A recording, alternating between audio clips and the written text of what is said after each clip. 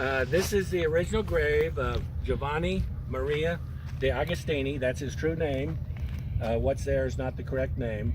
This is the original stone, the sandstone portion here. It was quarried by Colonel Albert Fountain up by La Cueva, which is where the hermit was killed. It took him 3 days to quarry it and bring it down here and put it in place. Now, over time, it became very hard to read. So in 1949, this cement marker was put up, and it was put up on 8/12/49. Okay, then about 4 or 5 years ago, somebody came in and put this thing, which is incredibly ugly. Now, the hermit, there's a lot of false information about the hermit, and in my book on the hermit, I'm able to demonstrate with a first-hand account exactly how he was killed. On Friday nights, the hermit would build a fire in front of his cave, and people in Mesilla could see it, and they knew he was okay. One Friday, there was no fire. So the next morning, Colonel Albert Fountain's father-in-law went up to the cave to see if the hermit was okay. And the hermit was not in his cave, and he could tell that something had happened. The cave was messed up and so on. And so coming back to Mesilla that day, he ran into 2 sheep herders, and he asked them, if you find the body, I'll give you $5. That night they came into Mesilla, one of them did, and he said, I found the body. The next morning, they went up. This would have been Sunday morning. The next morning they go up, they go to where the body was found, and they find that he had been stabbed twice in the chest with Indian axes. He'd been essentially tortured. He'd been allowed to kneel, and as he was praying, he was killed by having his skull crushed. He was cooed by the Indians. Now, prior to my finding this account... How did you find that account? Well, I found this account in some papers where they had never been looked at for a long time. And this is a first-hand written account by this man, Colonel Fountain's father-in-law. So prior to my account, there were all kinds of stories about how he had died. And they have the date wrong. The date of his death is wrong. It's wrong in the cave. It's wrong up there.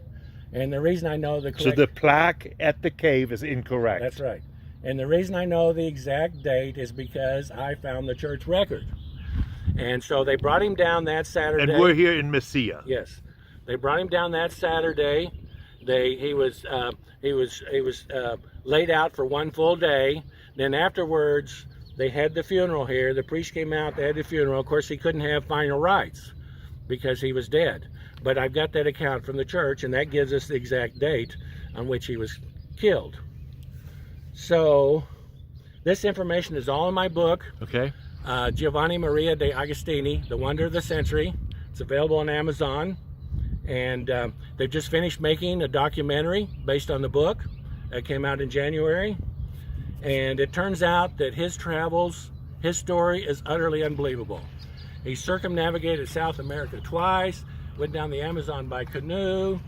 He crossed the Andes twice. He started these societies in all these countries that are still existing today. For example, last year I went to a festival in Peru, which is the 150th anniversary of celebrating him in Motope, called the Festival of the Cross.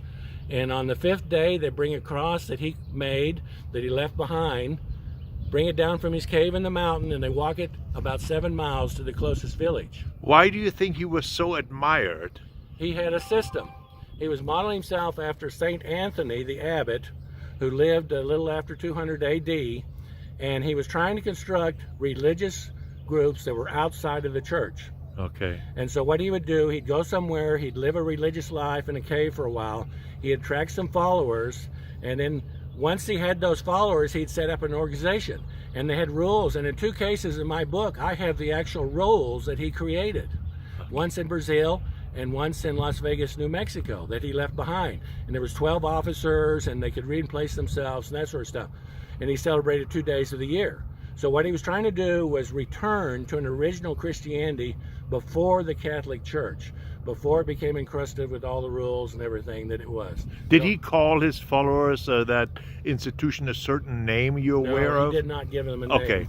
He was born in 1801, and of course he was killed in 1869.